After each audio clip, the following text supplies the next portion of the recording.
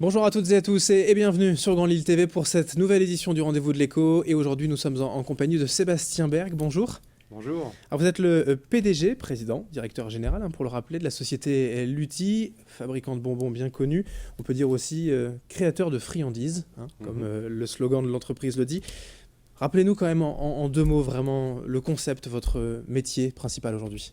Alors, notre métier, effectivement, est d'imaginer, de tester, de fabriquer, d'emballer, de commercialiser des bonbons, des chocolats pour toute la famille et pour le plus grand nombre de personnes possible en France et dans le monde. Depuis un petit moment quand même, l'entreprise, pour rappeler un peu l'historique. Alors, l'entreprise d'origine de Lutti a plus de 120 ans. Née du rapprochement de confiseries franco-belges des deux côtés de la frontière. Et Lutti est apparu, et le nom de Lutti est apparu en 1929, quand un confiseur fou amoureux de sa femme a voulu créer un bonbon à son image, tendre, sucré, moelleux. Et sa femme est d'origine italienne et se prénommait Lutti.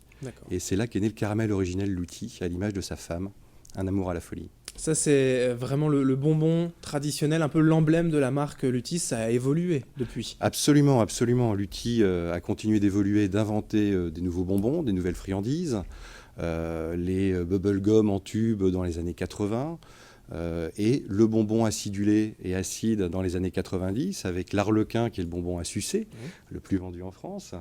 Et les gélifiés acides, avec notamment le Bubblies, la bouteille rose et bleue qui pique, qui est le produit phare pour les jeunes aujourd'hui de Lutti. Il y a eu constamment de l'innovation, de nouveaux procédés. C'était essentiel pour suivre l'évolution aussi du marché, puis des attentes des consommateurs.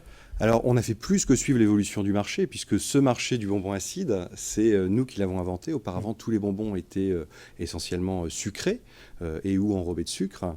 Et Lutti, par son grain de folie qui a son origine et le génie créatif qui anime nos équipes depuis des années, cherche en permanence à imaginer les nouvelles sensations qui, demain, donneront du plaisir, des nouvelles sensations en bouche à nos consommateurs. Des produits, des innovations qui, clairement, là, pour le coup, ont été copiées. C'est facile aussi à accepter. Alors, oui, effectivement, elles ont été copiées, à mon sens pas encore égalées, mais de la même manière, le fait d'avoir de la concurrence, ça permet d'animer le marché, de se pousser en permanence à aller au-delà de soi-même et à continuer ce génie créatif avec l'ensemble des équipes.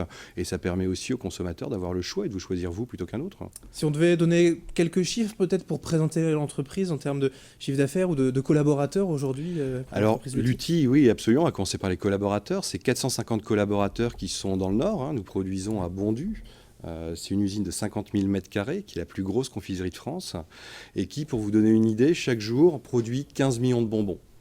D'accord ? Un bonbon sur 4 consommé en France est produit à Bondu chez Lutti. Et en termes de chiffre d'affaires, on a dépassé les 100 millions d'euros. Oui, on est à près de 130 millions d'euros de chiffre d'affaires en croissance, à la fois sur le marché français, qui est le marché de la confiserie française, est un marché qui continue à bien se porter. Le bonbon, ça reste un plaisir simple et abordable, d'accord ? C'est 1 euro, 2 euros le sachet, avec dedans une centaine de moments de plaisir qui vous attendent. Et Lutti se développe aussi de plus en plus à l'export. Alors ça, on y reviendra dans un instant pour reparler de cette grande et belle usine donc à Bondu.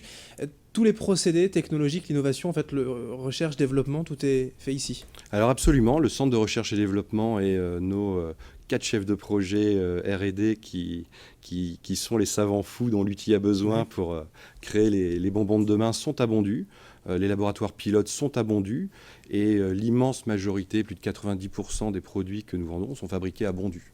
Aujourd'hui, on est toujours sur les mêmes procédés qu'il y a 20 ou 30 ans au niveau des gélatines, des produits peut-être plus naturels aujourd'hui qu'attendent les consommateurs ? Alors oui, ça dépend des marchés. Alors les procédés évoluent vers toujours plus de sécurité à la fois pour les employés mais aussi pour les consommateurs, plus de constance, plus de contrôle pour éviter effectivement que quelque chose qui n'a pas à être dans un produit y soit, et c'est notre première priorité.